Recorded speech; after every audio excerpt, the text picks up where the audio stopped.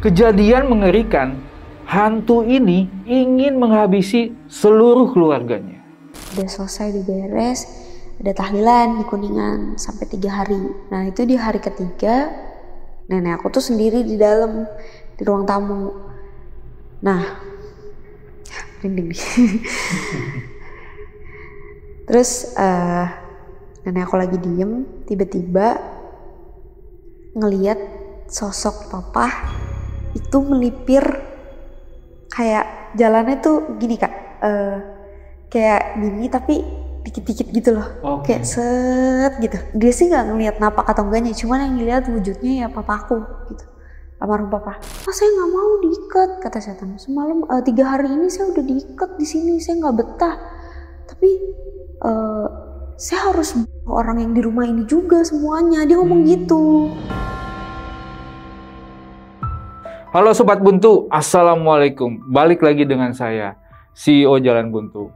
Nah, di video kali ini kita sudah kedatangan seorang narasumber yang akan bercerita tentang keluarganya yang diteror oleh sosok gaib.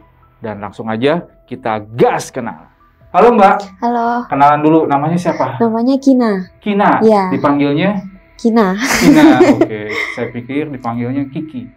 Atau Nana. Enggak. Dari mana nih? Aku dari Bekasi, Kak.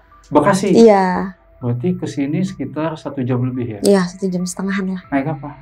Aku naik mobil. Naik mobil ya? Iya, ini pertama kali kesini? Iya, pertama kali. Wih, kita pesen minum dulu ya. Boleh. Oke. Mbak, nih ada menu sajian Jalan Buntu. Mau minum apa? Aku mau teh manis panas aja. Teh manis anget. Hangat? Uh-uh. Oh, kalau saya kopi aja deh. Oke. Mbak Kina? Iya. Tadi kan sempat ngobrol nih sama produser. Sedikit pengen tahu nih, memang selama tinggal di rumah ini, teror apa aja sih yang paling mengerikan dialami sama keluarga? Wah, banyak Kak. Banyak banget. Apa Jadi waktu itu aku pernah ada kejadian, waktu kecil kan aku mau pipis kan. Rumahku tuh 3 lantai. 3 lantai, terus pas aku mau ke kamar mandi, ke lantai 3 itu, aku ditampakin sosok gede, terus palanya tuh begini. Itu aku trauma banget sih. Kayak kaget karena sebelumnya aku nggak pernah ditongolin sama yang kayak gitu-gitu kan. Oh, dan tapi pada saat itu sebenarnya tahu nggak sih apa penyebabnya? tahu, karena waktu itu sempat ada ART mbak aku yang kerja di rumah itu kerasukan. Oh ya? Iya. Oke, tahan dulu sambil nunggu minuman, nanti ceritain penyebabnya apa ya. Oke, Sobat Buntu, buat kalian nih yang penasaran banget kelanjutannya dari cerita Mbak Kina, pokoknya jangan kemana-mana, tetap di Jalan Buntu.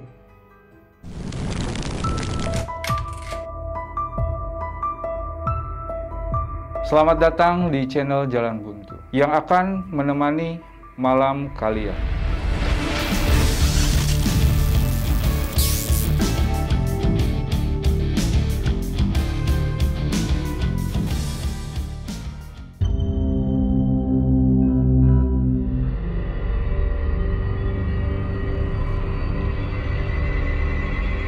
Mbak, nah minumannya sudah datang. Iya.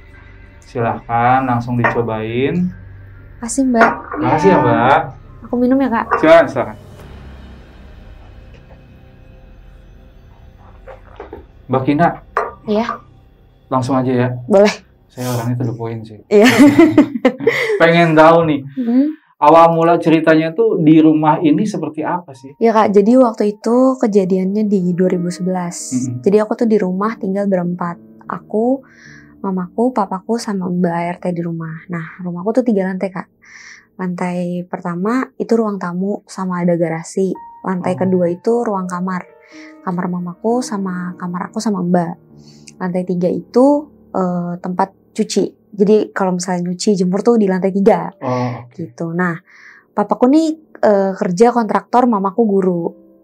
Dan papaku tuh bukan cuma kontraktor aja. Jadi papaku tuh suka bisnis, ikut-ikutan temennya lah, jual beli tanah gitu. Nah, aku nih anak tunggal Kak. Aku anak satu-satunya. Jadi kita ya udah di rumah berempat-empat aja gitu kan. Terus sempat ada kejadian. Jadi pas papaku lagi jual bisnis tanah itu, di rumah tuh pernah ada satu kejadian, jadi aku baru pulang sekolah. Aku minta tolong Mbak ambilin air minum. Jadi pas aku lepas sepatu, aku minta tolong ambilin air minum, air dingin. Aku teriak, itu kalau nggak salah menjelang jam 2, jam 3 siang lah. Aku minta ambilin air minum, aku teriak dari atas kan, karena aku pikir mbak aku di bawah. Aku teriak, Mbak, aku minta tolong dong ambilin minum air dingin. Nyaut Mbak, oh iya gitu. Terus kok aku tungguin kok nggak diantar-anterin ya nih air gitu. Terus sampai akhirnya aku telepon, aku bilang, Mbak lagi di mana gitu. Kok aku minta air nggak diantar-anterin sih, aku bilang gitu kan. Loh, aku lagi di luar, mbakku bilang gitu. Aku lagi di pasar. Hah, di pasar loh? Terus tadi yang nyautin siapa? Gitu kan. Nah setelah itu aku bilang sama mbak aku kan, yaudah mbak cepetan pulang, aku bilang gitu. Aku tuh ketakutan banget Kak di situ. Langsung masuk kamar, aku nyelimutin, bener-bener sekujur badan karena aku takut kan.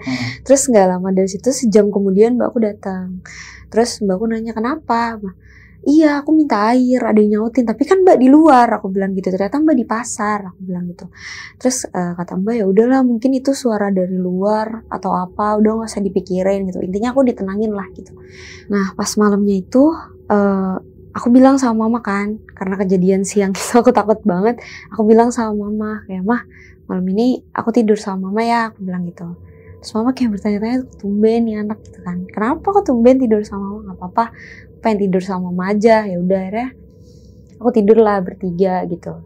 Nah kan pas malam itu aku sama mama tidurnya bareng kan. Nah sempet ada obrolan kayak, mah tadi siang tuh aku manggil mbak minta tolong ambilin air, nyaut gitu. Tapi pas aku tungguin kok nggak dateng. Pas aku telepon mbak ternyata mbak di pasar. Siapa ya kira-kira gitu. Aku tuh masih yang bertanya-tanya Kak, maksudnya siapa ya, karena suaranya jelas banget kan, suaranya jelas banget, jawab iya gitu, jelas banget gitu. Kayak aku bertanya-tanya, terus kayak mama juga yang berusaha buat nenangin aku, kayak udah gak usah dipikirin, mungkin suara dari luar atau salah denger aja kali gitu. Ya udah deh, tidur tuh malam itu. Besokannya aku sekolah kan, aku berangkat tuh jam 7, aku dianterin sama mbak naik motor. Udah gitu aku ke sekolah, aku ceritalah sama temen aku tanya, lu pernah gak sih ngalamin hal mistis, maksudnya kayak lu manggil orang nih, orangnya nyaut tapi ternyata orangnya nggak di rumah, orangnya di luar gitu. Aku nanya karena aku masih bertanya-tanya kan, maksudnya masa iya sih, karena sebelumnya aku belum pernah ngalamin hal-hal kayak gitu Kak, baru di hari itu kan.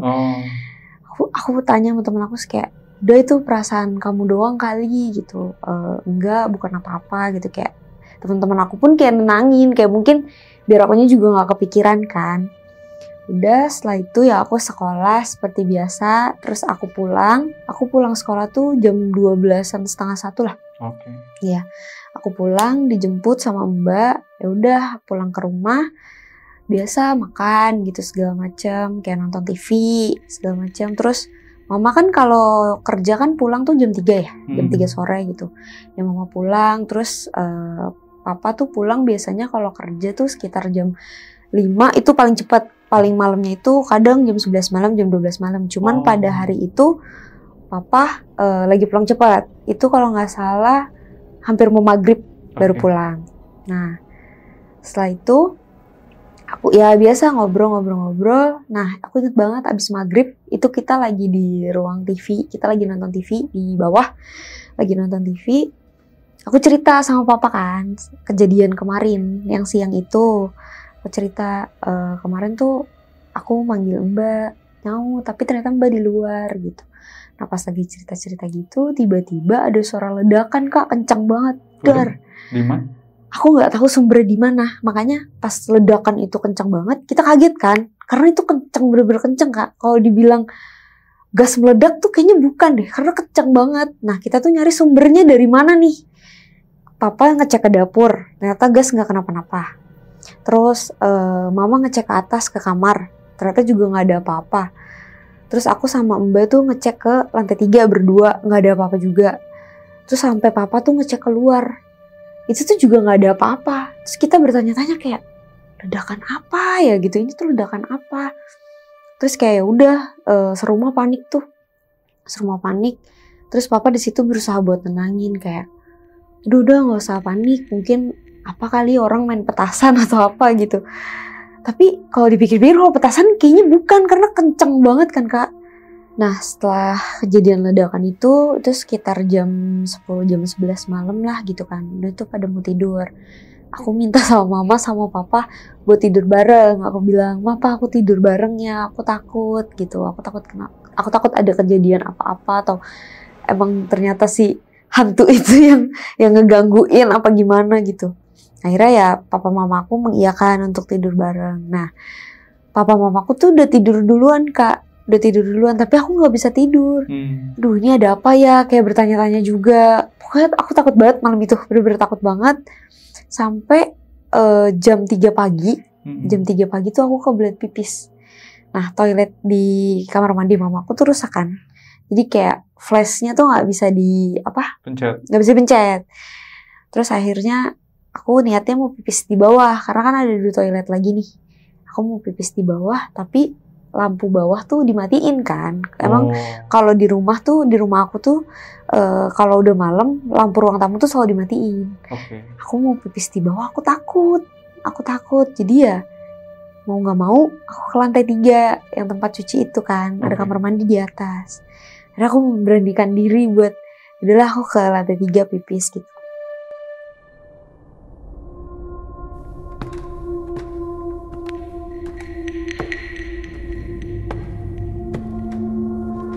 Tapi hawanya tuh udah gak enak banget Kak. Aku bener-bener ngerasain merinding segala macem. Tapi kebelet pipis, gimana ya? Akhirnya ya udah aku masuk ke kamar mandi, aku pipis. Tapi pas pipis tuh kayak ngerasa ada yang ngeliatin, kayak ngerasa ada yang merhatiin. Tapi aku kayak benakin di diri aku tuh kayak enggak ini pikiran negatif aja nih gitu. Enggak ada apa-apa gitu. Nah, gongnya tuh pas aku keluar kamar mandi, aku bener-bener ditampakin sosok gede banget Kak, gede banget. Itu palanya kayak gini, itu ngeliatin aku, matanya tuh merah.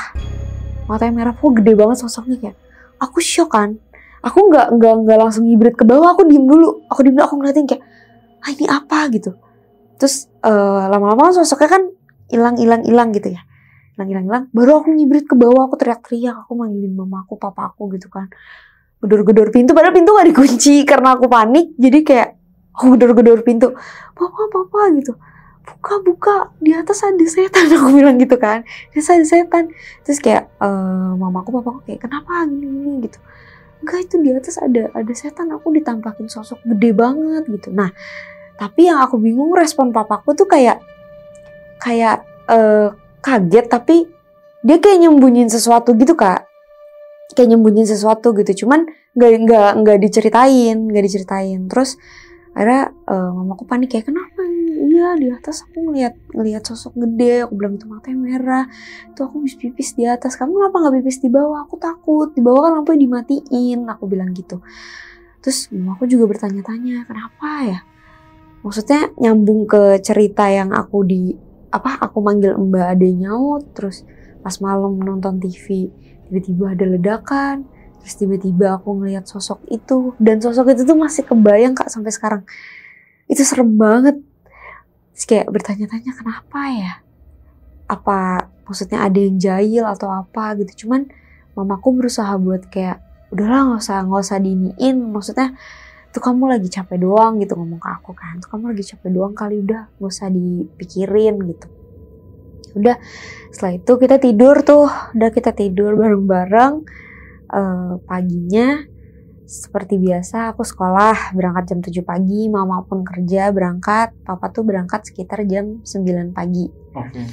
Itu kan papa kalau berangkat biasa suka sama supir. Nah supir itu tuh tinggalnya nggak di rumah kita Kak. Supir tuh rumahnya pokoknya sekitar 10-15 menitan lah dari rumah kita gitu. Jadi supir datang ya papa berangkat lah gitu. Terus siangnya itu aku pulang sekolah, nyampe rumah, mama nelpon minta tolong dijemput pakai motor. Aku jemput lah mama kan. Memang pada saat itu ada jadwal aku les juga Kak.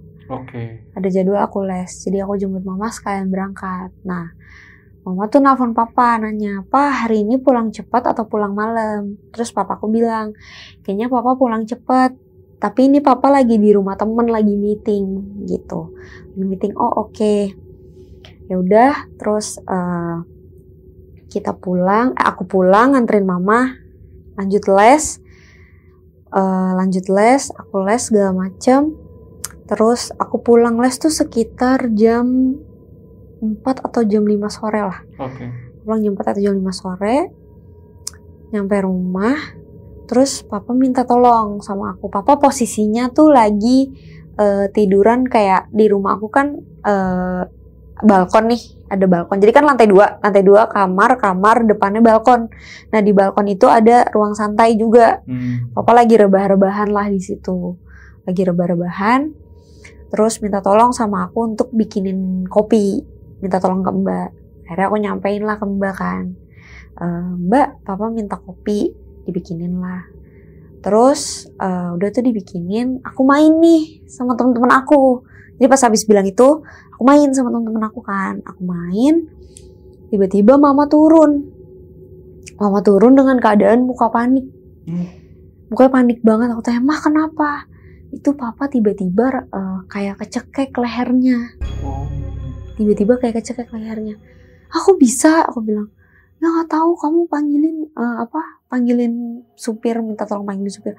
Udah aku naik motor sama Mbak, panggilin supir. Niatnya kan mau dibawa ke rumah sakit.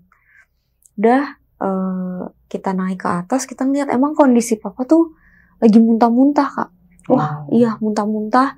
Terus ditanya sama mama kan, "Apa yang dirasain?" "Ini malah papa kayak dicekek gitu, tapi dimuntahin tuh nggak keluar gitu, Ya udah kita ke rumah sakit ya gitu. Rumah sakit. Awalnya papa nggak mau ke rumah sakit. Cuman dibujuk-bujuk sama mama, sama Mbak gitu-gitu kan. Terus panggil tante aku juga, karena kan kita panik kan Kak, tiba-tiba kecekek gitu. Panggil tante aku juga, terus nelfon nenek aku juga untuk nyamperin ke rumah. Akhirnya dibujuk, akhirnya mau ya udah akhirnya dibawalah ke rumah sakit. Jam berapa? Itu pokoknya menjelang maghrib Kak. Menjelang maghrib dibawa ke rumah sakit. Nah begitu sampai di rumah sakit, karena kan kita pakai mobil pribadi. Terus papa diangkat lah sama 2 perawat rumah sakit sama supir. Karena kan badan papa agak gemuk kan. Diangkat ke belakang, masuklah ke IGD. Tapi posisinya pada saat itu papa udah gak sadarin diri. Terus papa diambil darah, dicek jantung. Itu sambil nunggu hasil tuh sama mama ngurus administrasi tuh sekitar 3 jam atau 4 jaman lah. Gitu nunggu. Pas hasilnya keluar, papa dipindahin ke ruang ICU. Karena papa gak sadarkan diri kan. Dipindahin ke ruang ICU. Di situ kita ibaratnya kayak ngobrol lah sama keluarga nih, nanti siapa yang jagain di sini gitu segala macam. Nah akhirnya setelah berunding itu, akhirnya yang pulang aku, tante, sama supir kan, bertiga. Terus mama yang nungguin di rumah sakit, karena di ICU kan yang bisa nungguin cuma 1 orang. Itu aku pulang sekitar jam 12 malam. Jam 12 malam aku pulang, naik mobil kan, sampai rumah. Aku tuh kayak masih kepikiran papa gitu Kak. Kayak kok tiba-tiba, maksudnya semendadak ini tiba-tiba sakit, padahal kemarin itu nggak kenapa-napa. Kayak bertanya-tanya sampai aku tuh minta sama Mbak aku, kayak, "Mbak tidur sama aku ya gitu, temenin aku takut," aku bilang gitu. Ya udah akhirnya tidur kan kita semua. Terus besoknya pagi seperti biasa, karena kan aku harus sekolah kan, paginya aku sekolah. Mbak tuh di rumah suka kalau bersih-bersih tuh sekitar jam 8, jam 9. Jadi nyapu bawah, lantai 2, lantai 3, kamar mama semua dibersihin lah. Nah pas aku pulang sekolah, tuh Mbak tiba-tiba kayak ke aku tuh kayak, "Kamu tahu nggak?" gitu. Jadi pas aku pulang sekolah Mbak tiba-tiba ngomong kayak, "Tadi pas Mbak bersih-bersih di atas, Mbak ngelihat papa." Jadi Mbak mau bersihin balkon nih, tapi Mbak ngerasa kayak ada orang. Terus pas masuk ke balkon, maksudnya kayak kan di balkon aku tuh kayak ada pintu gini kan. Jadi kalau orang duduk tuh setengahnya masih kelihatan. Jadi katanya Mbak ngeliat papa pas jam 9 bersih-bersih itu. Ngeliat papa di situ lagi ngopi. Gitu. Terus aku kaget kan. Tapi kan papa di rumah sakit gitu. Terus kayak nggak tahu di situ aku kayak galau banget Kak, kayak kenapa ya aku gini gitu. Maksudnya ada apa sih ini sebenarnya gitu. Kenapa sih gitu. Terus akhirnya aku konfirmasi kan Kak ke mama. Aku telepon terus aku tanya keadaan papa gimana. Terus mama bilang ya papa masih gini-gini aja, belum sadar. Terus ya mama bilang ke aku kayak udah doain aja papa biar cepet sehat, biar cepet sadar, biar cepet pulang, biar kita bisa kumpul-kumpul lagi gitu. Terus aku kasih tahu tadi pagi tuh Mbak katanya ngelihat papa di balkon lagi ngopi gitu. Terus respon mama kayak udah kamu nggak usah dipikirin, mungkin Mbak salah lihat atau apa gitu. Udah intinya kamu doain papa aja. Ya di situ aku juga kayak sebenarnya mau konfirmasi itu juga kayak nggak enak Kak, karena aku takut mama makin sedih kan. Karena kan posisinya papa sama sekali belum sadar gitu. Nah setelah itu tante aku ngabarin aku nih nelfon kayak nanti sore mau ke rumah, mau bawain makanan segala macam. Akhirnya sore tante datang ke rumah. Jam berapa? Itu sekitar mau maghrib. Tante datang ke rumah, bawain makanan, nanya gimana keadaan papa. Aku bilang kalau tadi sih mama bilang papa masih belum sadar. Aku bilang gitu, masih koma lah, masih belum sadar, masih di ICU juga. Oh ya udah, terus kamu gimana sekolahnya gitu ya? Sekolahnya gini-gini aja. Aku bilang ya sekolah biasa gitu. Pas lagi ngobrol gitu, tiba-tiba ada suara ledakan lagi Kak, kencang banget.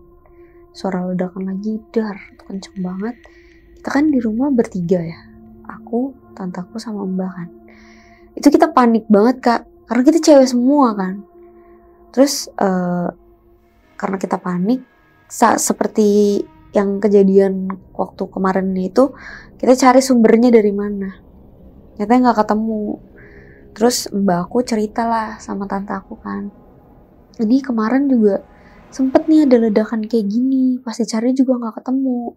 Terus setelah ledakan ini nggak lama sih bapak sakit, masuk rumah sakit. Tante aku shock kan, wah kenapa nih gitu.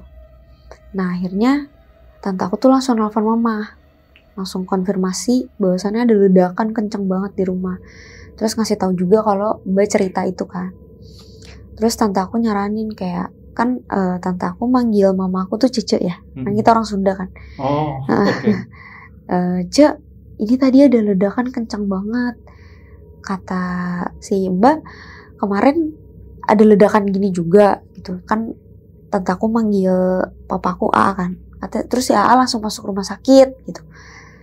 Mamaku bilang, iya berarti ledakannya ada lagi malam ini gitu. Terus tante aku bilang iya kencang banget, dicari sumbernya pun nggak ada, nggak ketemu sumbernya di mana. Terus tante aku bilang ya udah gini aja, gimana kalau misalnya kita panggil orang pinter, takutnya ada apa-apa. Karena setelah ledakan kemarin si AA langsung masuk rumah sakit kan, gitu. Langsung nggak sadarin diri.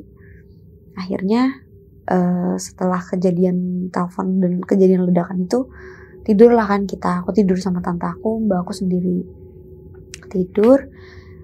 Besokannya itu aku emang lagi libur Kak, lagi libur sekolah.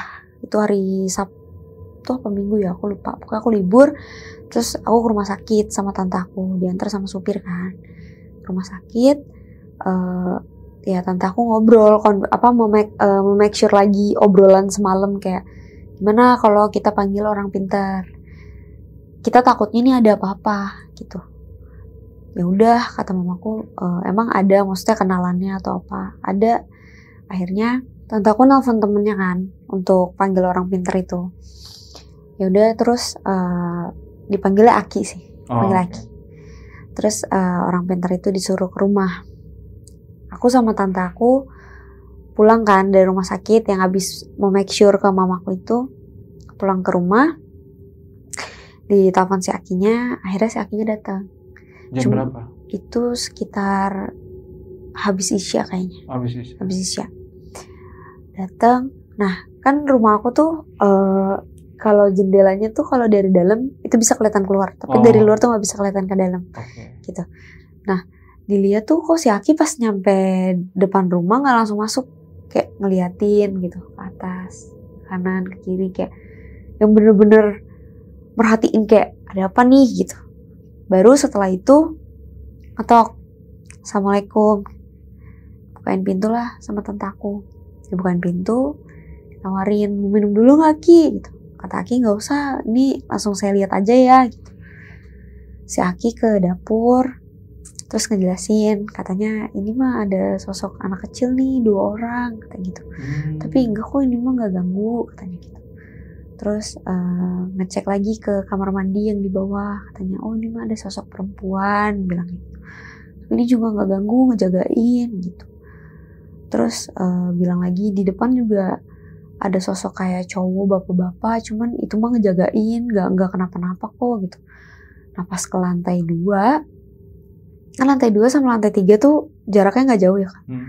Pas ke lantai 2, si Aki langsung tertujunya ke tangga lantai 3. Situ dia shock ngelihat sosok yang tinggi gede, matanya merah, yang dimana itu aku lihat setelah aku dari toilet Kak. Yang malam-malam? Iya. Terus si Akinya kayak langsung istighfar gitu, baca-baca, terus ngomong ke tante aku kan, waduh Bu, jujur ini mah saya mah nggak sanggup. Si Aki bilang gitu, jujur ini mah saya nggak sanggup, energinya kuat banget Bu, saya nggak kuat gitu. Maksudnya kalau untuk ngusir apa gimana saya nggak bisa gitu. Coba Ibu cari lagi aja orang yang emang bisa, maksudnya ngadepin si sosok itu gitu, kemampuannya lebih. Udah akhirnya si Aki pulang kan. Si Aki pulang, gagal dong Kak, maksudnya kan kita pengen tahu ada apa nih gitu. Terus tante aku nelfon mamaku lagi, bilang, Cek, ini orang pinternya angkat tangan, gak bisa. Katanya sosok yang energinya kuat banget tuh yang di lantai 3. Itu sosoknya tinggi gede, matanya merah, katanya gitu. Ya terus gimana, kata mamaku, coba deh nanti dicari lagi, nanti saya coba minta tolong sama teman yang lain buat cariin orang pinter yang emang mampu gitu. Sudah, setelah dari situ udah kita biasa Kak tidur, karena itu kan si Aki itu kan di sana nggak lama kan, kayak cuman 1 jam atau 2 jaman lah, nggak lama. Pokoknya kita tidur. Terus besokannya aku nggak ke rumah sakit kan, karena memang si tante nih maksudnya si tante minta ditemenin sama aku sama Mbak kayak buat nyambut orang pintar yang barunya ini. Ditelepon lah temennya, gimana si Abah bisa nggak gitu. Bisa, datanglah si Abah ke rumah kan, orang pintar kedua nih. Datang ke rumah, dilihat sama kayak biasa gitu. Terus tiba-tiba si Abah ini nyeletuk, nanya, ini mah kayaknya sumbernya bukan dari rumah. Ini di keluarga ini ada yang sakit nggak? Dari situ langsung tante aku bilang, ada Bah, kakak ipar saya gitu. Di rumah sakit mana? Coba saya bisa kesana nggak? Gitu. Diajaklah si Abah kan ke rumah sakit. Nah terus akhirnya si Abah ke rumah sakit kan. Itu aku pokoknya ada aku, tante, Mbak sama si Abah berempat sama supir. Tapi supir nunggu di bawah. Jam berapa tuh? Jam 9 malam Kak. Jam 9 malam. Nah terus si Abah ketemulah sama Mama. Terus si Mama cerita, bilang, ini Bah, suami saya emang akhir-akhir ini tuh jadi sering, maksudnya marah-marah, terus banyak bengong, terus juga banyak kejadian-kejadian di rumah juga, kayak ada ledakan, terus tiba-tiba anak saya ngelihat sosok gede di lantai 3, terus tiba-tiba anak saya ngedengar suara tapi orangnya nggak ada. Terus ada ledakan lagi pas suami saya di rumah sakit gitu kan. Tapi setahu saya emang suami saya tuh punya pegangan Bah di badan, penjaga gitulah. Untuk katanya sih menangkal kayak kalau ada yang jahil atau apa gitu. Apa mungkin suami saya nggak kuat kali ya Bah? Maksudnya apa emang udah waktunya dilepas atau gimana gitu. Terus kata si Abah, saya lihat dulu Bu, biar ketahuan enaknya gimana, saya lihat dulu. Ya udah akhirnya karena itu bukan jam besuk juga kan Kak, jadi gantian masuknya. Jadi si Abah sendiri, mamaku di luar. Pas si Abah masuk, si Abah keluar lagi, cerita, Bu, ini mah kayaknya mending dilepas aja penjaganya. Kasihan sih Bapak, takutnya kayak gini terus malah kasihan ibunya juga, kasihan anaknya juga. Ini mah ibaratnya gak bakal sembuh Bu lah, ibaratnya gitu. Udah, mamaku bilang kayak, ya udahlah Bah, baiknya aja gimana, kalaupun memang harus dilepas ya dilepas aja. Udah, akhirnya setelah ngobrol itu, sebelum si Abah masuk, si Abah minta air tuh yang ukuran besar lah, air gede gitu. Terus si Abah bilang, Bu harus ada yang dampingin, ini saya gak bisa sendiri soalnya biar ada yang nyaksiin juga kan. Karena itu bukan jam besuk, akhirnya mama izin lah ke satpam security di sana, di ruangan ICU itu kan ada yang jaga kan depannya security. Terus mama izin, bilang Pak saya izin ya masuk berdua gitu, karena suami saya ya ibaratnya saya ikhtiar lah nih, karena suami saya gak sadar-sadar gitu kan. Akhirnya diizinin lah sama security-nya, yaudah Bu gak apa-apa gitu, yang penting jangan berisik ya Bu gitu. Udah akhirnya masuk. Nah cerita dari mama, pas di dalam itu papa tuh dibacain doa, terus kepalanya dipegang gitu, pegang, terus si Abah pindah ke kaki jempolnya tuh dipencet gitu, dipencet. Tapi papa nggak ada respon apa-apa, kayak bener-bener gak sadar gitu. Baru akhirnya dibacain, terus diusapin ke muka, terus katanya dibasuh ke ubun-ubun. Terus udah setelah itu berdoa bareng lah sama mama berdua katanya. Berdoa bareng sama mama berdua. Terus selang 15 menit, 20 menitan lah. Jadi tiba-tiba papa matanya melek. Jadi matanya melek. Terus kayak orang yang dicekik, tapi dicekiknya tuh yang kenceng banget gitu Kak. Sampai mulutnya tuh kayak kebuka, terus lidahnya kayak hampir keluar gitu. Ngejulur gitu? Iya, nggak ngejulur banget sih, kayak orang kecekik gimana sih kayak gitu. Ternyata itu sakaratulnya papa, maksudnya sakaratul maut. Pas setelah dibersihin ternyata akhirnya papa nggak ada, meninggal. Udah akhirnya sekeluarga nangis lah semua kan. Sekeluarga nangis semuanya. Udah akhirnya jasadnya dibawa pulang. Kan dimakaminnya nggak di Bekasi ya Kak, di Kuningan. Karena kan papa sama mama asli Kuningan Jawa Barat. Dimakaminnya di sana. Udah selesai, udah beres. Ada tahlilan di Kuningan sampai 3 hari. 3 harian. Nah itu di hari ketiga, itu kan di rumah di rumah nenek aku kan. Di rumah nenek aku ada tahlilan. Nah nenek aku nih lagi sendiri Kak posisinya. Itu jam berapa ya? Jam 10, jam 11an tuh pokoknya udah selesai semua. Nah orang-orang tuh lagi pada ngumpul di depan rumah Kak. Karena kan kalau orang Kuningan tuh khasnya kalau ada yang meninggal, kayak ada acara tahlilan atau apa, pasti pada begadang di depan kan. Kayak kita ngobrol lah di depan gitu. Nenek aku tuh sendiri di dalam, di ruang tamu. Nah, merinding nih. Terus nenek aku lagi diem, tiba-tiba ngeliat sosok papa itu melipir, kayak jalannya tuh gini Kak, kayak gini tapi dikit-dikit gitu loh. Kayak set gitu. Pelan-pelan gitu. Iya. Melayang gitu. Dia sih nggak ngelihat napak atau enggaknya, cuman yang dilihat wujudnya ya papaku gitu, almarhum papa.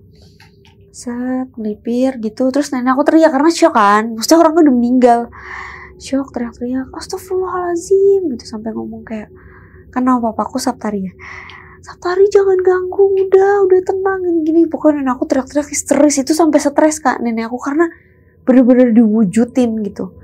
Bener-bener diwujudin, ya mungkin pamit atau apa ya, kayak mau minta maaf juga mungkin, kayak mungkin gak bisa jagain mama aku sampai tua apa gimana, aku juga gak paham lah itu.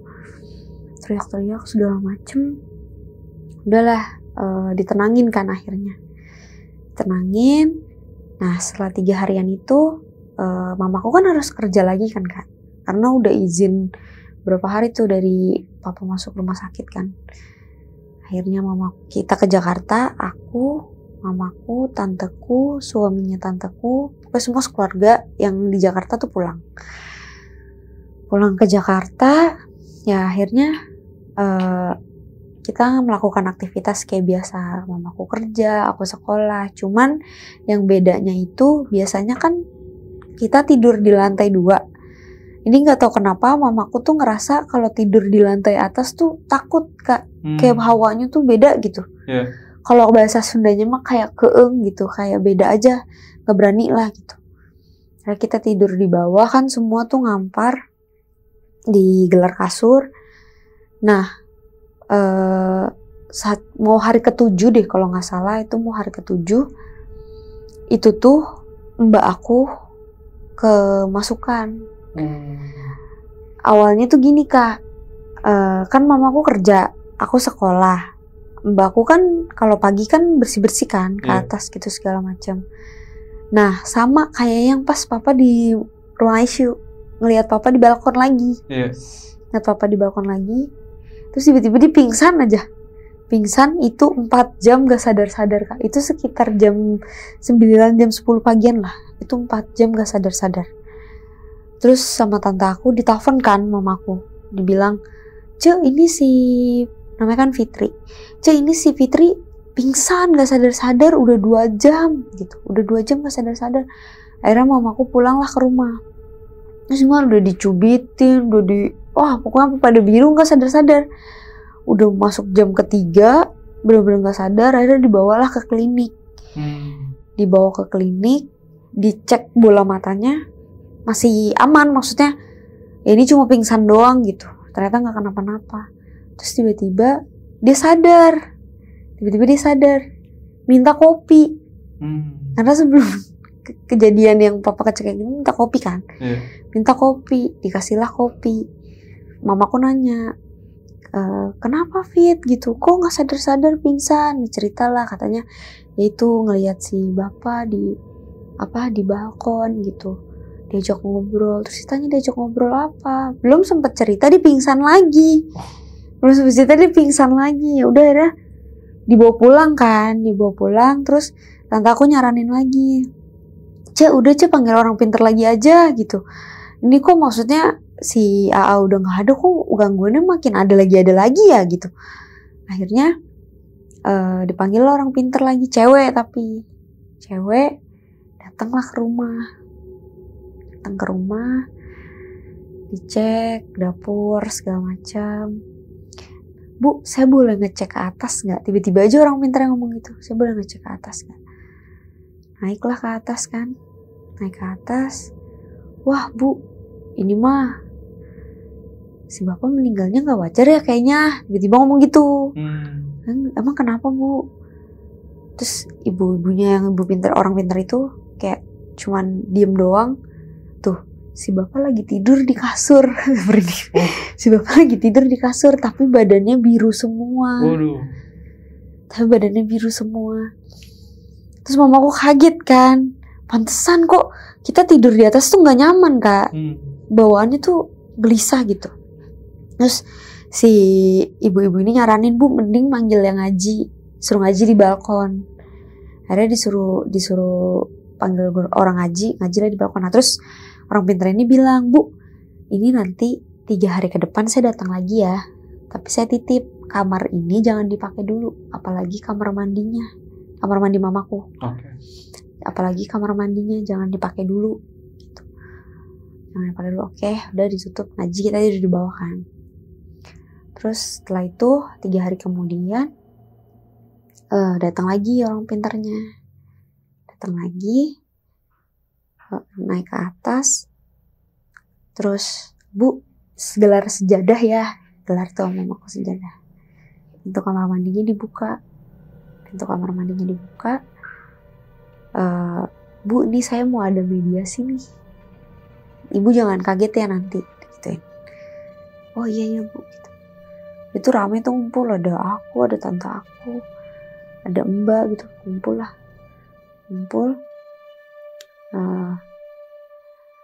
mediasi, tiba-tiba kesurupan tuh yang ibu-ibunya itu. Tiba-tiba kerasukan, tiba ketawa, kita kaget semua kan ya.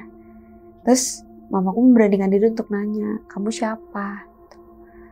Saya suami kamu gitu.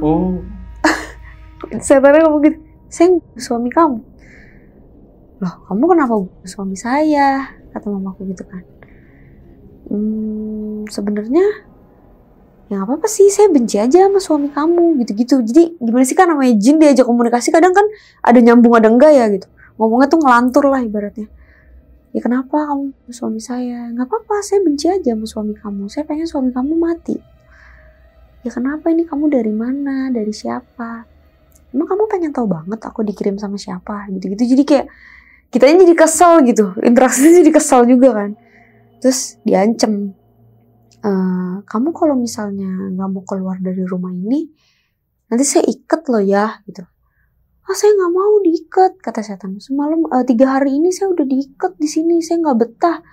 Tapi saya harus orang yang di rumah ini juga semuanya. Dia ngomong gitu.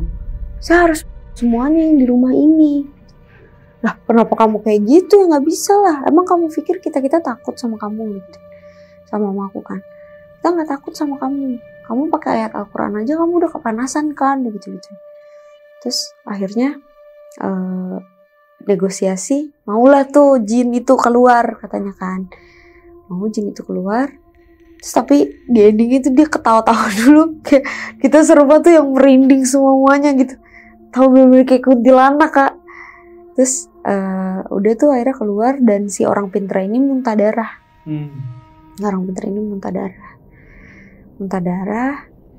Terus dikasih tahu lah ke mama, kayak, Bu, ini bapak pegangannya dilepas ya, digituin. Terus kata mama, iya Bu, setelah dilepas itu nggak lama meninggal. Aduh Bu, harusnya jangan dilepas, karena yang ngebunuh tuh bukan yang ada di badannya dia. Gitu. Jadi sebenarnya bapak nih dapat kiriman-kiriman dari luar.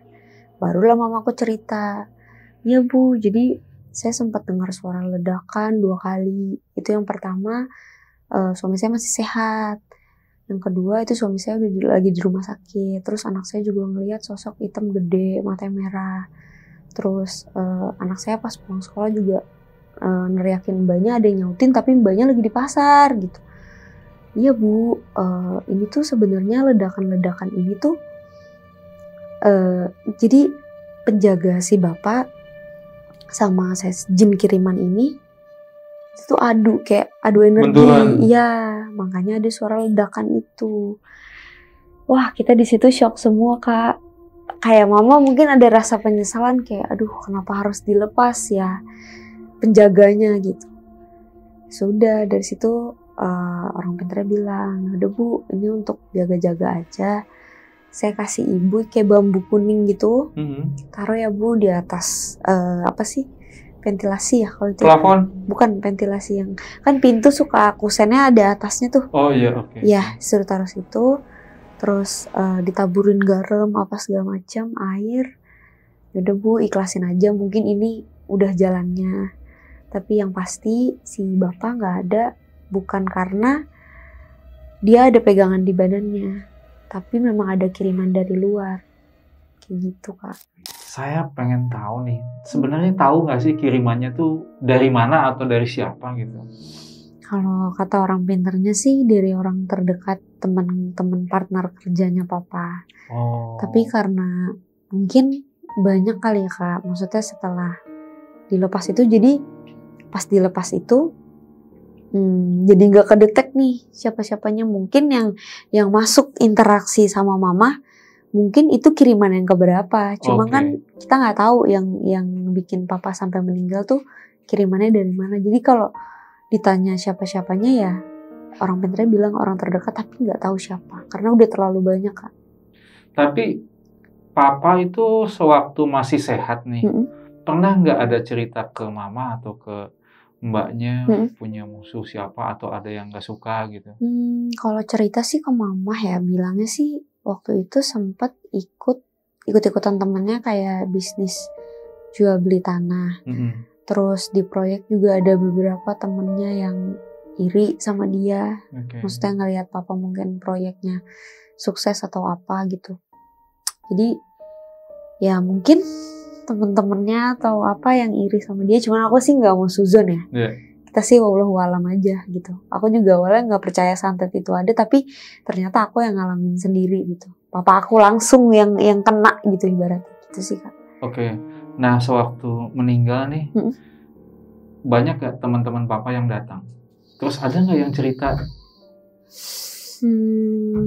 Kalau teman-teman sih mungkin karena langsung dibawa ke Kuningan ya. Jadi aku nggak tahu pasti karena kan yang ngurus di Jakarta itu kan ada beberapa saudara yang emang di Jakarta juga. Kayaknya mungkin ada tapi nggak semuanya Kak. Gitu. Nah saat ini nih masih tinggal di situ? Masih. Gimana kondisi rumah? Udah bersih atau masih ada gangguan nggak sampai saat ini? Kalau bersih ya alhamdulillah udah bersih karena maksudnya udah diurusin lah sama si ibu-ibu itu kan, orang pintar itu udah diiniin. Kalau untuk kiriman-kiriman alhamdulillah banget sekarang mah nggak ada gitu. Cuman kalau kayak gangguan-gangguan yang ya kayak barang jatuh atau apa mah ada aja, namanya rumah kan pasti ada penunggunya Kak. Oh masih ada? Masih, cuman ya udah cuman sekibat gitu doang, kayak mungkin nunjukin nih rumah ini ada penunggunya gitu doang. Di mana? Saya sih di lantai 3. Oh masih di lantai 3 di atas itu. Cuma kalau dari kiriman-kiriman sih alhamdulillah bersih lah. Itu kalau yang kejadian di lantai 3 itu sering nggak sampai saat ini? Paling kalau misalnya aku lagi di rumah sendiri aja ya, kayak tiba-tiba suka ngedenger jalan gitu. Tapi udah sekelibat doang dan ngeganggunya pun gak sehektik yang pas papa masih ada itu, yang papa meninggal gak sehektik itu sih gangguannya. Maksudnya yang masih di batas wajar lah kalau sekarang mah gitu. Tapi sempat punya keinginan pengen dibersihin lagi gak rumahnya? Kayaknya enggak deh Kak, karena menurut aku kayak pas sama aku tinggal di situ setelah papa nggak ada, setelah dibersihin kayak aman-aman aja sih. Saat ini nih, keluarga tuh Mbak Kina sama Mama semua udah ikhlas belum dengan kejadian papa tuh sampai saat ini? Kalau Mama mungkin ikhlas ya. Kalau aku sih sampai sekarang jujur Kak, aku belum berdamai sebenarnya. Kayak masih berpikir kok ada ya orang jahat gitu. Kayak aku kan kenal papaku kan, aku jadi pengen nangis nih. Karena kan aku kenal papaku kan orangnya baik banget ya Kak, maksudnya dia tuh gak pernah jahat sama orang gitu. Kayak pas tahu ternyata dia dikirim, disantet gitu tuh kayak aduh jahat banget ya gitu. Maksudnya jahatnya tuh bener-bener langsung dibikin gak ada gitu orangnya. Itu sih kalau dari aku sih jujur sampai detik ini ya ikhlas gak ikhlas Kak. Kalau Mama mungkin udah ikhlas banget ya, karena Mama udah berdamai semuanya sama semuanya tuh udah berdamai gitu. Kalau aku sih jujur kalau inget-inget itu kadang masih suka sedih sih. Kayak kenapa harus bokap gue sih gitu.